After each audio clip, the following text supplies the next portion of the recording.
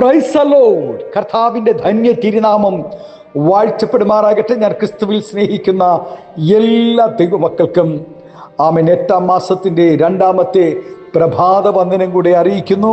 ആമേൻ. ലോകമെമ്പാടുമായിരുന്നു കൊണ്ട് ഈ പ്രഭാതവും ഈ വചന സന്ദേശം ശ്രമിക്കുന്ന എല്ലാ ദൈവദാസന്മാർക്കും വാത്സല്യ കുഞ്ഞുങ്ങൾക്കും എൻ്റെ ഹൃദയത്തിൻ്റെ ആഴമേറിയ സ്നേഹത്തെയും വന്ദനത്തെയും നന്ദിയും ഒപ്പം പ്രാർത്ഥനയും അറിയിക്കുന്നു.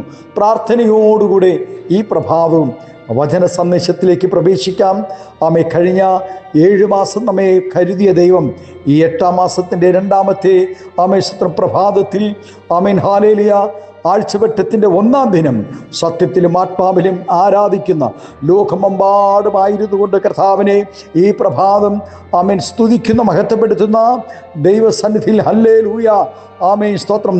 ആമേൻ. ദൈവം ചെയ്ത ഉപകാരങ്ങളെ നന്ദിയോടെ ഓർത്ത് ആരാധിക്കുന്ന എല്ലാ ദൈവ കുഞ്ഞുങ്ങൾക്കും ക്രിസ്തയേശുവിലുള്ള വന്ദനത്തെ ഒരിക്കൽ കൂടെ അറിയിക്കുന്ന പ്രാർത്ഥനയോടുകൂടെ ഈ പ്രഭാതവും വചന സന്ദേശത്തിലേക്ക് പ്രവേശിക്കാം.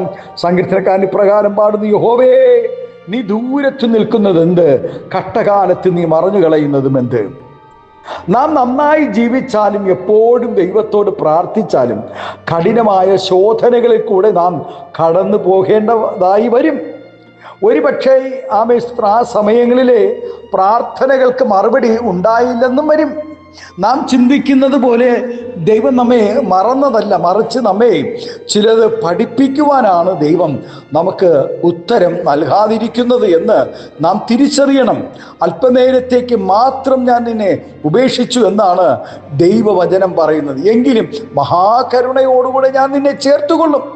ഒരു ഭക്തന്റെ ദർശനത്തെക്കുറിച്ച് കേട്ടിരിക്കുന്നത് ഇങ്ങനെയാണ്: ചെറിയ ചാറ്റൽ മഴയുള്ള സമയം താൻ ദൈവത്തോട് സംസാരിച്ചുകൊണ്ട് ഇരുവരും ഒരുമിച്ച് നടക്കുകയായിരുന്നു. പെട്ടെന്ന് ശക്തമായ കാറ്റും മഴയും ഉണ്ടായി. വളരെ അപകടം പിടിച്ച സ്ഥലത്തുകൂടെ തനിക്ക് നടക്കേണ്ടതായി വന്നു. ഭക്തന്റെ മുമ്പിൽ വഴികൾ ഇരുളടഞ്ഞതായി അനുഭവപ്പെട്ടു. ദൈവവുമായുള്ള സംസാരത്തിനും കാഴ്ചയ്ക്കും തടസ്സം നേരിട്ടു. ഒരു വിധത്തിൽ അപകടം തരണം ചെയ്ത് മഴയും മാറി ആകാശം തെളിഞ്ഞു. ഭക്തൻ തിരിഞ്ഞു നിന്ന് താൻ വന്ന വഴി ഒന്ന് പുറകോട്ട് നോക്കി നിന്നുപോയി. തനിക്ക് കാണുവാൻ കഴിഞ്ഞത് ഒരാളുടെ മാത്രം കാൽപ്പാടുകൾ അവിടെ പതിഞ്ഞിരിക്കുന്നു. തൻ്റെ കഷ്ടതയിൽ ദൈവം തന്നെ കൈവിട്ട് മാറിക്കളഞ്ഞല്ലോ എന്നോർത്തുകൊണ്ട് താൻ ഇങ്ങനെ നിൽക്കുമ്പോൾ ദൈവം തൻ്റെ അടുക്കൽ വന്നു നിന്നു. അപ്പോൾ താൻ ദൈവത്തോട് ചോദിച്ചത്: ദൈവമേ, ഞാൻ നല്ല വഴിയിൽ സഞ്ചരിച്ചപ്പോൾ അവിടുന്ന് എൻ്റെ കൂടെ ഉണ്ടായിരുന്നു. എന്നാൽ പ്രതികൂലം വന്നപ്പോൾ നീ മാറിക്കളഞ്ഞത് എന്താണ്? നോക്കൂ, എൻ്റെ കാൽപ്പാടുകൾ മാത്രം മണ്ണിൽ പതിഞ്ഞിരിക്കുന്നു. അതിന് കർത്താവ് പറഞ്ഞ മറുപടി ഇപ്രകാരമാണ്: മകനെ, നീ ശ്രദ്ധിച്ചു നോക്കൂ. ആ കാണുന്ന കാൽപ്പാടുകൾ നിൻ്റെതല്ല, എൻ്റേതാണ്. ആമേ. കഠിന വഴികളിൽ കൂടെ നീ യാത്ര ചെയ്തപ്പോൾ ഞാൻ നിന്നെ എൻ്റെ ചുമലിൽ വഹിച്ചിരിക്കുകയായിരുന്നു. അത് ഒരുപക്ഷെ ഒരു കഥയായിരിക്കാം. എന്നാൽ നമ്മുടെ കഷ്ടതയിൽ ദൈവം നമ്മെ കൈവിടുകയില്ല. നമ്മെ തൻ്റെ ഭുജത്തിൽ വഹിക്കുന്നവനാണ് നമ്മുടെ ദൈവം. ആകയാൽ കഷ്ടകാലത്ത് ദൈവം ദൂരത്ത് നിൽക്കുന്നത് എന്ത് എന്ന് നാം ചോദിക്കുന്നത് ശരിയല്ല. Amen hallelujah. ലോകാവസാനത്തോളം എല്ലാ നാളും നമ്മോട് കൂടെയുണ്ട് എന്ന് അരുളി ചെയ്ത ദൈവം നമ്മുടെ കഷ്ടകാലങ്ങളിൽ ദൂരസ്ഥനായിട്ടല്ല, നമ്മുടെ സമീപസ്ഥനായി തന്നെ ഉണ്ടായിരിക്കും. അനുസരണക്കേട് നിമിത്തം ദൈവം ഉത്തരം നൽകിയില്ല എങ്കിലും തെറ്റുകൾ തിരുത്തി ദൈവത്തിങ്കിലേക്ക് മടങ്ങി വരികയും ദൈവത്തിൻ്റെ ആത്മാവിനെ പ്രാപിക്കുകയും ചെയ്തത് നിമിത്തം ദൈവം ഇനി അവർക്ക് മുഖം മറയ്ക്കുകയില്ല എന്ന് ദൈവവചനം അരുളി ചെയ്യുന്നു. നമ്മുടെ പാപങ്ങളെ ഏറ്റുപറഞ്ഞ് ലംഘനം സ്തോത്രം ഹല്ലേലൂയ മറച്ചു വെക്കുന്നവന് ശുഭം വരികയില്ല. അത് ഏറ്റുപറയുന്നവന് കരുണ ലഭിക്കും. നമ്മുടെ പാപങ്ങളെ ദൈവസന്നിധിയിൽ ഏറ്റുപറഞ്ഞുകൊണ്ട് പ്രാർത്ഥിച്ചാൽ കരുണ ലഭിക്കുവാനിടയാകും. പ്രാർത്ഥനയുടെ മറുപടികൾ ലഭിക്കുവാനിടയാകും. ദൈവം മുഖം മറച്ചു കളഞ്ഞാൽ ഒരുവന്റെ അവസ്ഥ വളരെ ദയനീയമാണ്. ദൈവം മുഖം മറച്ചു കളയുകയും ഉത്തരം കൊടുക്കാതിരിക്കുകയും ചെയ്തതു നിമിത്തം തകർന്നു പോയ ശൗലിൻ്റെ അന്ത്യം എത്ര ദയനീയമായിരുന്നു എന്ന് നാം തിരുവചനത്തിൽ അവനെ കാണുവാൻ കഴിയും. നമുക്ക് ദൈവത്തെ മറന്ന് ജീവിച്ചാൽ അവരുടെ കഷ്ടതയുടെ നടുവിൽ ദൈവവും മുഖം മറച്ചു കളയും. ആരാധനയും ദൈവത്തിൻ്റെ ആലോചനയും അവഗണിച്ചാലും അതിനെ അധിക്ഷേപിച്ചാലും ദൈവം ദൂരത്ത് നിൽക്കും. പ്രാർത്ഥനയ്ക്ക് ഉത്തരം ലഭിക്കുകയുമില്ല. അകൃത്യം ജീവിതത്തിൽ വെച്ചുകൊണ്ട് പ്രാർത്ഥിച്ചാൽ ദൈവം മുഖം മറച്ചു കളയും. ദുഷ്പ്രവൃത്തികൾ ചെയ്യുന്നവന് വേണ്ടി ദൈവം ഒരിക്കലും പ്രവർത്തിക്കുകയില്ല. മനസ്സ് കഠിനമാക്കുകയും ദൈവാലോചനയ്ക്ക് വിധേയപ്പെടാതിരിക്കുകയും ചെയ്യുന്നവർക്ക് ദൈവം ദൂരസ്ഥനായിരിക്കുക തന്നെ ചെയ്യും. യൗവനകാലങ്ങളിൽ തനിക്ക് ബോധിച്ചതുപോലെ നടക്കുകയും ദൈവത്തിൻ്റെയും പുരോഹിതന്മാരുടെയും നിഷ്കരുണം ദൈവഭക്തന്മാരെയൊക്കെ കൊന്നൊടുക്കുകയും ചെയ്തിട്ട്, കൂടാതെ ദൈവത്തിൻ്റെ ഹൃദയപ്രകാരമുള്ള മനുഷ്യനായ ദാവീദിനെ കൊല്ലുവാൻ അന്വേഷിച്ച് തൻ്റെ ജീവിതത്തിൻ്റെ നല്ല സമയം മുഴുവനും ചിലവിടുകയും ചെയ്തവനാണ് ശൗൽ. എന്നാൽ തൻ്റെ ജീവിത സായാഹ്നത്തിൽ തനിക്ക് നേരിട്ട ഘട്ടങ്ങളിൽ പ്രതികൂലങ്ങളിലും പ്രയാസങ്ങളിലും പ്രതിസന്ധികളിലും മോചനത്തിനായി ദൈവത്തോട് ആലോചന ചോദിച്ചെങ്കിലും തനിക്കുത്തരം ലഭിച്ചില്ല. അവൻ്റെ പ്രാർത്ഥന വിഫലമായി തീർന്നു. പ്രാർത്ഥനയ്ക്ക് മറുപടി ലഭിച്ചില്ല. ജീവിതത്തിൽ കഷ്ടത അനുഭവിക്കാത്ത മനുഷ്യർ ഉണ്ടെന്ന് തോന്നുന്നില്ല. എല്ലാ വിശുദ്ധന്മാരും കഷ്ടതയുടെ തീച്ചുളയിൽ കൂടെ കടന്നുപോയവരാണ്. എന്നാൽ പ്രിയ ദൈവവേദലേ, ഏതെല്ലാം കഷ്ടതയുടെ നടുവിൽ കൂടെ കടന്നുപോയാലും വിശ്വസ്തയോടെ ദൈവസന്നിധിയിൽ നിലവിളിച്ചാൽ ദൈവം ഉത്തരം തരിക തന്നെ ചെയ്യും.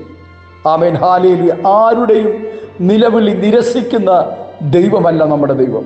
നമ്മുടെ ദൈവം ഉത്തരമരുളുന്ന ദൈവമാണ്.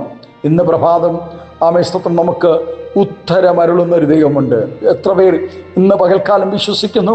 ഈ 8-ാം മാസത്തിൻ്റെ 2-ാമത്തെ പ്രഭാതം, ഈ മാസത്തിൻ്റെ 1-ാമത്തെ ഹല്ലേലൂയ ആഴ്ചയുടെ 1-ാം വട്ടത്തിൽ ദൈവസന്നിധിയിൽ പ്രാർത്ഥിക്കുന്ന ഹല്ലേലൂയ ആരാധിക്കുന്ന, വിശ്വസ്തയോടെ സത്യത്തിലും ആത്മാവിലും ദൈവത്തെ സേവിക്കുന്ന ദൈവവൈതലേ, ഇന്ന് പ്രഭാതത്തിൽ ദൈവം